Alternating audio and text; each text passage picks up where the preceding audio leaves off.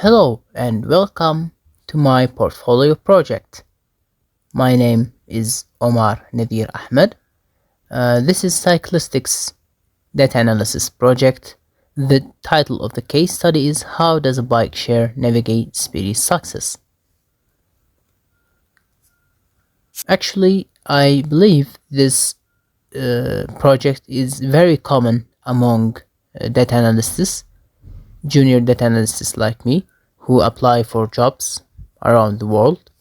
That's because I believe the course, the data analysis specialization offered by Google includes and makes available this project as a candidate portfolio project. Now, to give a background information about the task, Cyclistic is actually a fictional company. It is said to be operating in Chicago City. It has a fleet of around 7,000 bicycles and a network of around 700 stations across the city. Now, the marketing team at Cyclistic, which is led by Lady Moreno, focused on converting the casual users, those who buy daily passes and one-time passes. The marketing team focus on converting the casual users into annual subscribers or members. To achieve that, the marketing team decided to perform 3 data analysis tasks. First, they want to know how annual subscribers differ from casual rides. How does their behavior differ? This is the task I'm working on. The second task is to identify why casual users would buy an annual subscription. What attracts them to become members? And third, they want to know how digital media could affect the marketing tactics of Cyclistic. So I'm performing the first task. I have performed the first task and I'm presenting my findings. To do my analysis, I used the dataset offered by Divi. Divi is the bike sharing system, the well-known bike sharing system operating in Chicago, operated under Motivate International. The dataset was available under their website, under the license that you can check from this website. The data is open source. It can be used in any way so as not to affect data privacy, as you know. Now, when we come to the results I found, first of all, I found that more rides made by Divi are made by member users, around 65%. My dataset included around 5.6 million records, and 63% of them were by member users. The remaining percent, around 2 million rides, were made by casual users. When we come to classify the user types by ride length, to understand their trends and relationships and what makes them different, we can see from the pie charts, we can see 2 things mainly. First, the proportion of member users riding for less than 10 minutes is great. It's actually greater by about a third than that of casual users. It's around 48% only for casual users. On the other hand, when you come for long trips for more than 30 minutes, they are significantly greater, for casual users. Okay, it's around 15% for casual users, which is about 3 times bigger. The proportion is 3 times greater than that of member users. The other proportions are close to each other for both member and casual users. We can also compare the ride lengths for each user type using a histogram as shown in front of you. The casual ride lengths have a great closure between the rides between 0 and 10 minutes, and that of between 10 and 20 minutes. For member users, the proportion of medium length rides between 10 and 20 minutes is relatively less than that of short rides between less than 10 minutes. For the usage of bikes, the different types of bikes, we can see Cyclistic, Divi presents 3 types of bicycles, electric bikes and classic bikes, as well as electric scooters. From the graph, we can say that casual users use electric scooters more, 3 times more than member users. The proportion of casual users using electric scooters and is higher by 3 times. It's around 4.1%. It's higher than the same proportion for member users. The other proportions of electric bikes and classic bikes are almost the same to each other. Now we come to compare their average ride lengths for member and casual users. Using the box plot, as you can see, we can see that the average ride length for casual users is higher, is a bit higher than that of member users. It's around 10 minutes for casual users, and the median compared to around 8 minutes for member users. The red marks above each whisker in the plot is showing the outliers, the outliers of the data. The outliers are actually too many. There are a lot for each user type. They reach to up to 1,500 minutes as a ride length. That's much higher than the average, so it's expressed here as an outlier, as a red mark. Obviously the minimum ride length is 0 minutes. It's not expressed on the graph because it's in logarithmic scale. I'll explain more on that later.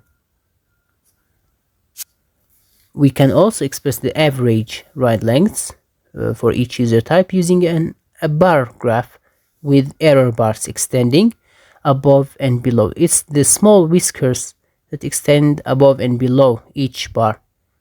They show the standard deviation of the data. Standard deviation is basically how dispersed or how varied is the data for each user type. As you can see, for casual users, the whisker extends far higher than for member users, showing that the standard deviation is much higher for casual users. What does that mean? That means that casual users' ride lengths, the ride lengths of casual users, are more dispersed or more varied than members. That's in addition to the fact that the mean of ride length for casual users is higher. It's around 22 minutes for casual users as compared to around 16 or 15 minutes for member users. Now we'll see how the number of trips vary along the year for each user type. As we can see from the graph, the data was captured between August 2024 and August 2025 for 12 months, obviously. We have a valley between December and February showing low usage that can be attributed to the weather, the tough weather conditions on that period because it's winter. On the other hand, we have a peak in September, around 8,000 trips in total. We have to observe here that the number of rides for member users keep a consistent level even at the valley between December and February, which shows more consistent usage behavior than casual users. Now we move to analysis of the number of rides by the day of week. How does it vary between weekdays and weekends? For example, we can see a peak on Saturday for both member, not for member, but for casual users specifically, about 0.42 million users, meaning number of trips, sorry. For the weekdays, the number of trips are greatest for member users. It keeps a level of around 500,000 users. It plummets at the weekend, specifically on Sunday. But for casual users, it keeps a minimum level in the weekdays and comes to a maximum in the weekend. Now to the hour of day we move. We see how the number of rides differ by hour of day for member and casual users. A valley at night between 12 a.m. and 6 a.m. is expected, but a sharp increase, relatively sharp increase in the number of rides can be seen for members at 8 a.m. As opposed to the casual users. It increases steadily until it reaches a peak at 5 p.m. It's a peak for both member and casual users.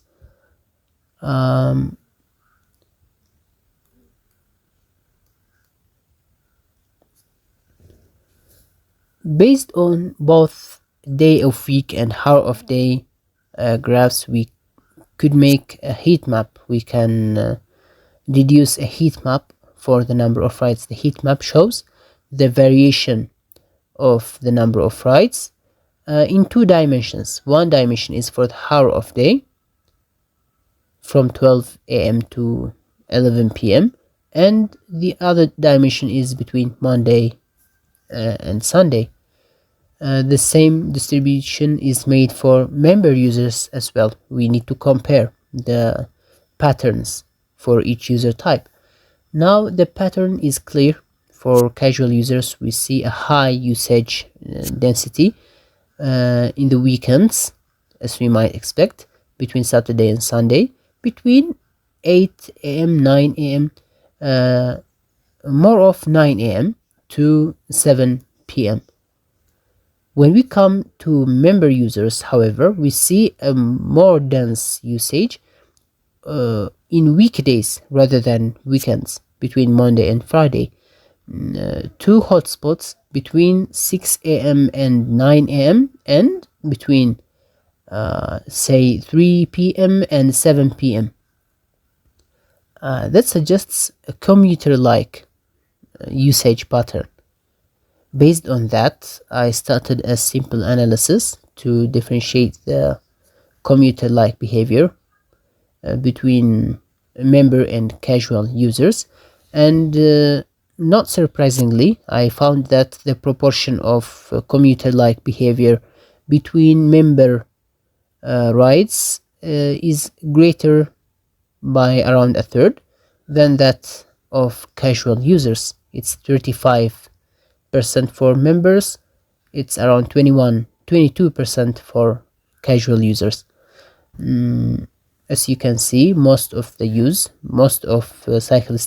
bicycles usage is relaxed like or non-commuter like behavior. Overall, the non-commuter like behavior is prevalent. It has around 70% a total, and 30% of these trips show commuter like behavior. We can find a histogram to show the spread, not the spread, meaning the distribution of ride lengths between commuters and relaxers. We might further understand. We can see that the distribution is, to the most of it, it's similar between commuters trip length and the relaxers trip length, as I love to call them. Just a bit decrease in the number of medium length rides between 10 and 20 minutes. It's more for commuters, it's less for relaxers. Most of the rides always comes for the short-term rides between 0 and 10 minutes. Now we come to the most interesting part. We want to analyze the most common start and end station as differentiated by the user type. Here is the dashboard as it might appear in Power BI, where I made most of the visualizations. I wish I could bring it to the presentation live so that we can interact with the maps and show the main locations, but unfortunately I'll have to present them as screenshot for the meantime. Now I maximize the size of the maps to better notice the locations of the most common start stations for each user type. We can come back to the tables whenever we need to. The most common start stations for members seem to be clustered around the center of the city, a bit far from the shores. Locations like Kingsbury Street and Kennedy Street and other locations, University Avenue, Clinton and Jackson Boulevard, the thing that's common between these locations is that they mostly comprise of administrative buildings, companies, apartments, university campuses, etc. But when we come for the casuals, the common start stations for casual users, we notice that they concentrate on areas on the shore of the city. Locations like the Millennium Park, the Shed Aquarium, the Dusable Lake Shore, the theater on the lake. There are most commonly recreational areas, tourist attractions, comprise of parks and museums and aquariums and such. They are the most common destinations, even as destinations as end stations. The same locations come on the top. The same behavior can be seen from both end stations and start stations. As you can see, the maps are quite similar.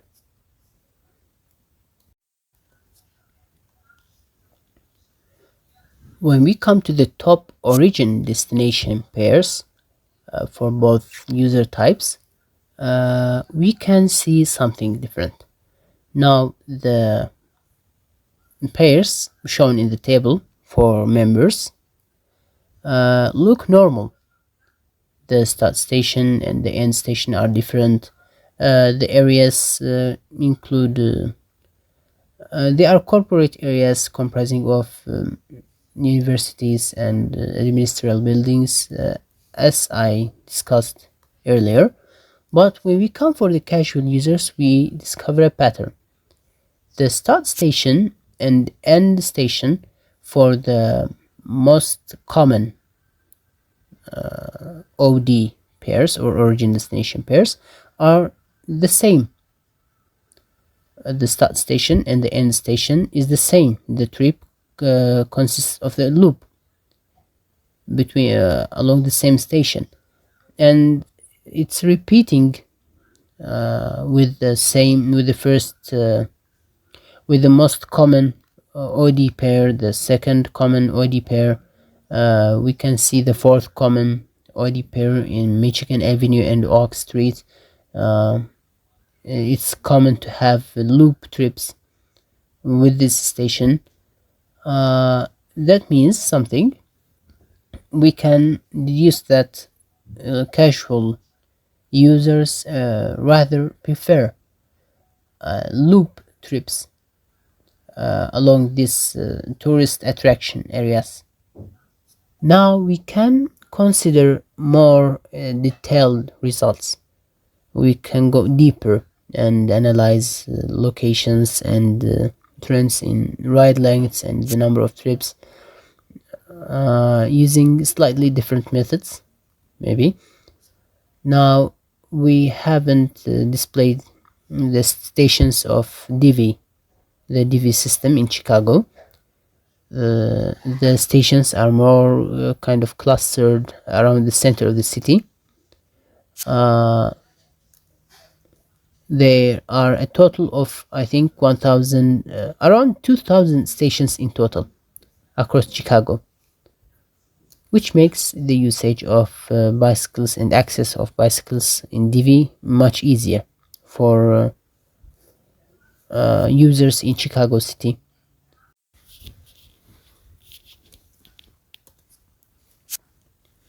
Now I want to show you how the top end stations for each user type vary by the day of week, how they vary across the week.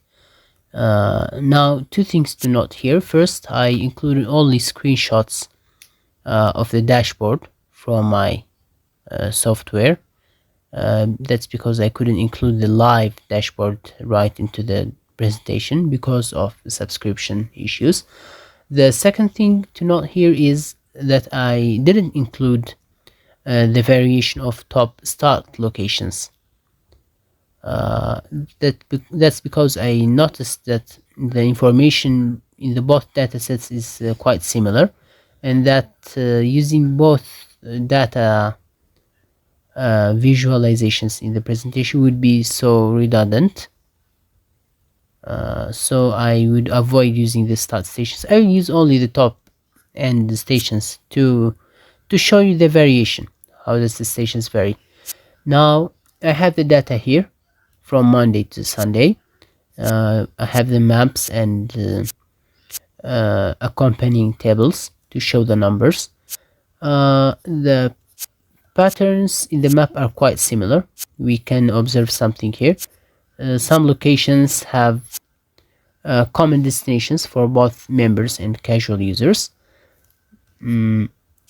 Just the number of visits for the most common casual destinations comes to a peak during weekends. On Saturday, for example, you have Streeter DR and Grand Avenue topping at 12,000 occurrences in total. We can go here to discover the variation of end stations by season. As shown here, we have a similar dashboard for the 4 seasons. We can notice the point there, which seems to be a common for casual and member users. It's University Avenue and 57th Street.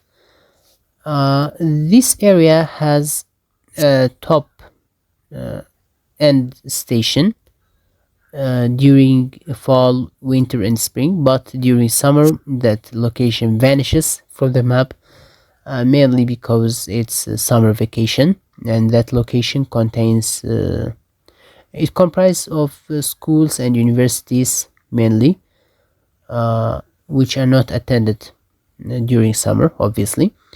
During the remaining seasons, we have an increase in the tourist destinations like Streeter DR, mainly during spring and summer. Summer tops the number of occurrences for these destinations.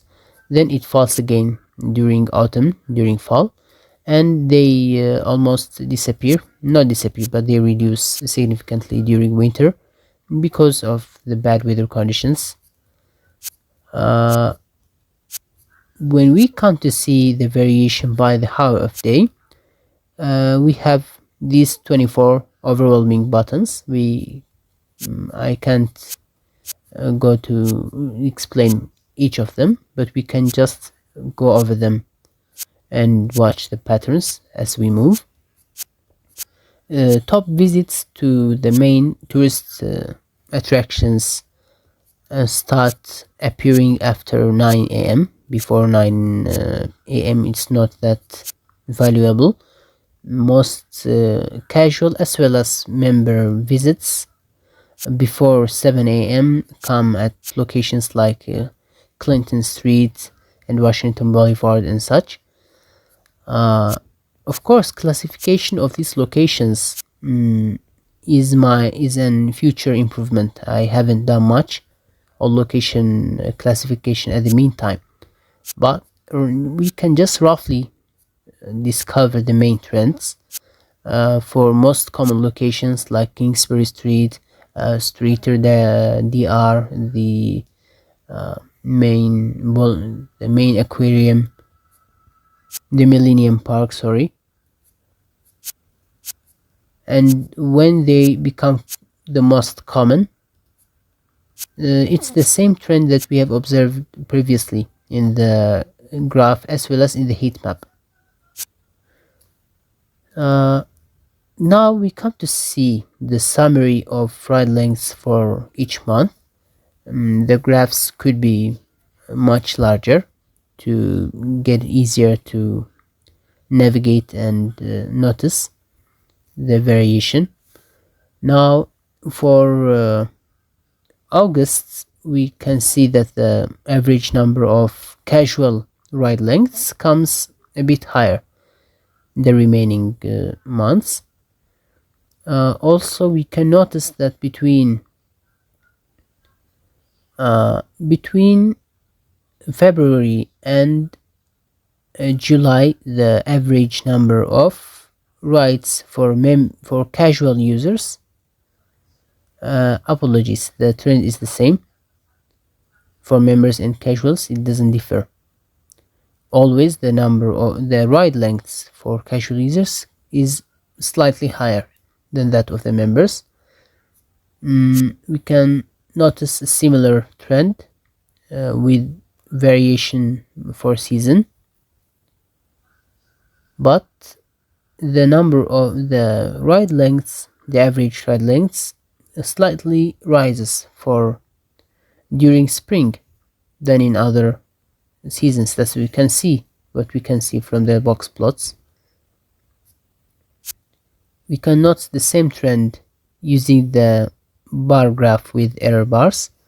The average ride length increases slightly during summer for both casual and member groups, although it's less pronounced for the member users. Now we come to a special case that I have noticed while analyzing the data. I noticed that around 6,000 records had no recorded end location, although there are no records at all that miss start locations.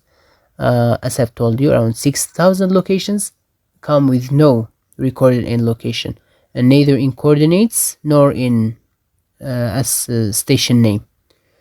When I came to analyze that, because it might represent lost bicycle issues, it might represent uh, problems to fix in the bicycles themselves. They come to be mostly from casual users than for member users. It's around 86%, as you can see. All of the cases come from classic bikes. None of the cases come from electric bikes or from electric scooters, which suggests that it might be a problem of geo-tracking that comes because of the type of the bike. More investigation in that is required. The top 7 days with the most no recorded end location cases. The first of them is in June. We have around 182 missing end location cases, followed by August and July of this year of 2025. So these cases repeat mostly during fall, between June and August, as you can see from the bar graph. Now, as I finished presenting my analysis, I need to go a bit roughly.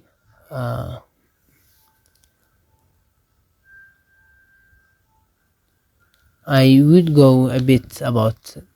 I would talk a bit about the steps of the analysis I've made. As we learned, data analysis consists of 6 main steps, and the first step is to ask questions right from the beginning. In my case, the most questions that I asked were during the data cleaning step, when I was preparing the data for analysis, because I was discovering my data set at that time and I was associating attributes with each other. And so I was wondering, how would uh, two or more data attributes correlate with each other, and what trends can I observe from each. But in real cases, I know and I believe that asking questions should come before searching for the data. I should seek answers while I am looking for the data, while I'm searching for the data from different sources, while speaking with managers and with supervisors, and with different stakeholders to identify the problem before going to find trends in the dataset. While I was preparing the data, I actually faced a single dataset which was recommended in the description of the project, which is the DV dataset. Actually, Cyclistic, as you know, is a fictional company, so I need to use proxy data, which is the dataset I used from Divi. The license is open source. I noticed no bias or inconsistency in the data as I was preparing it for analysis. The data was complete as I checked, and organized in long format instead of the wide format. I didn't have to transform it for analysis because it was already convenient. The license was obtained, as I expressed earlier, from Motivate International.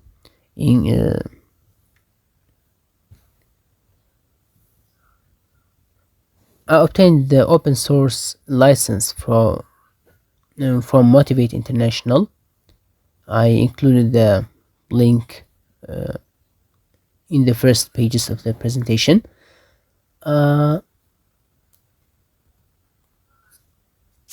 While cleaning the data, I mainly used SQL with Google's BigQuery to clean the data.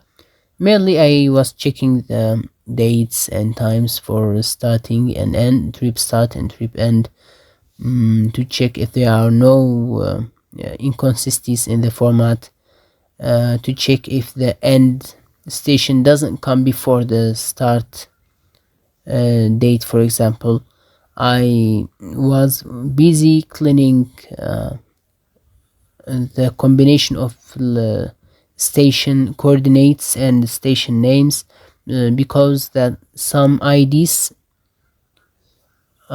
came twice for different station names, and some station names came twice for the same ID, meaning it was not a unique combination. The same comes for the coordinates. So I had to extract a canonical list, a list of distinct locations and distinct coordinates, and apply it to the whole dataset. I had also to impute empty start station names, end station names, and IDs by using another table I obtained from Chicago City's administration for community areas. That's to include a list of approximate locations rounded to only two decimal places. I flagged the rides with no end location, as I expressed earlier. There are around 6,000 locations. I also flagged approximate locations. I noticed a new station identification system, which was appearing right after June 2025, I think. I gave it the priority for the canonical locations list. I don't want the old station ID names to be used with instead of the new IDs, because they are updated. So I believe they should be included in the new combined data set. It's worth it to consider that the data set that I brought from Divi's website was consisting of 12 separate files. Combining these files together, checking for their consistency and integrity, was another task during cleaning the data. Now we come to actually analyzing the data. I used SQL here as well with BigQuery. The main reason is that the total trip data table consists of around 5 million rows, 5,600,000 rows, which is hard to analyze using a spreadsheet or using R language, because our language gives a limitation for the free subscription.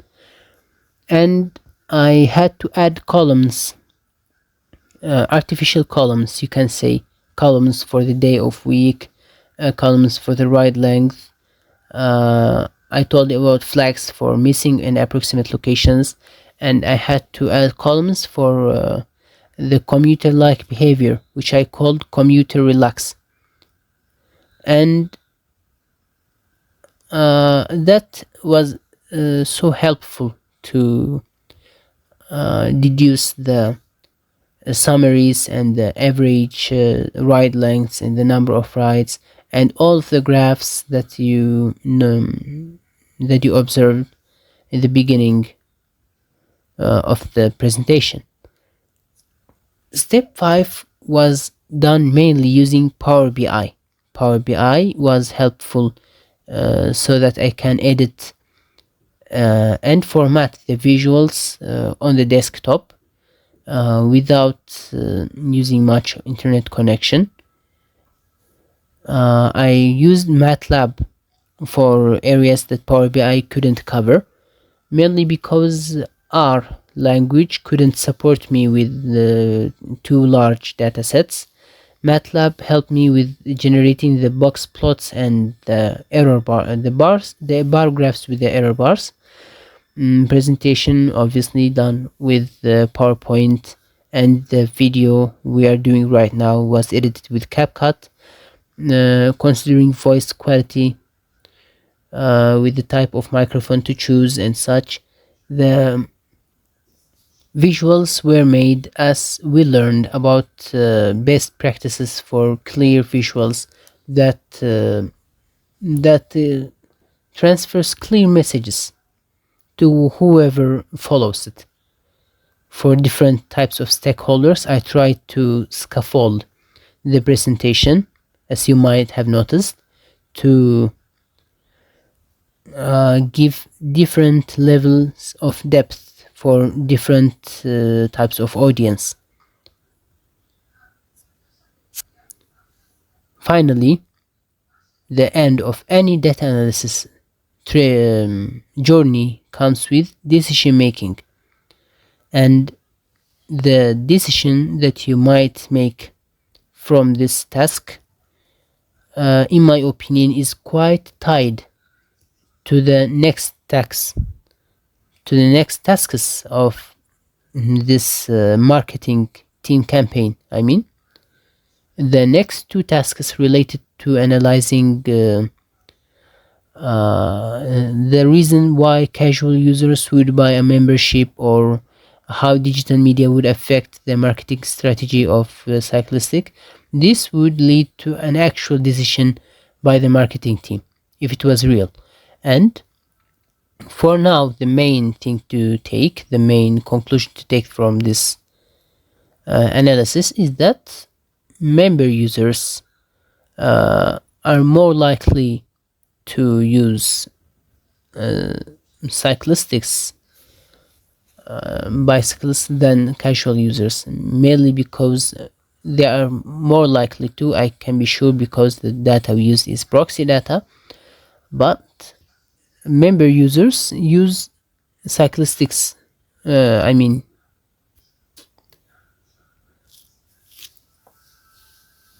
Then more useful decisions would be made based on the analysis task of the next steps, and more recommendations might be derived in the future after improving the analysis made in this task in particular. I intended to make more future modifications to this analysis. I intended to make route analysis from one location to another, so that we are not only analyzing the destinations, we are also analyzing the routes and hotspot and density analysis to know where users are heading to the most for specific hours of the day. For example, we might associate the analysis to the weather on that specific time. I tried to make that, but I noticed that a single dataset won't be representative to the weather in the whole city, because Chicago City is a wide city, so it's hard to represent its weather with a single dataset observed or measured from some area in the city. Location categorization is also one of my plans. I intend to make more attractive and animated presentations, and include live visuals from Power BI in the future.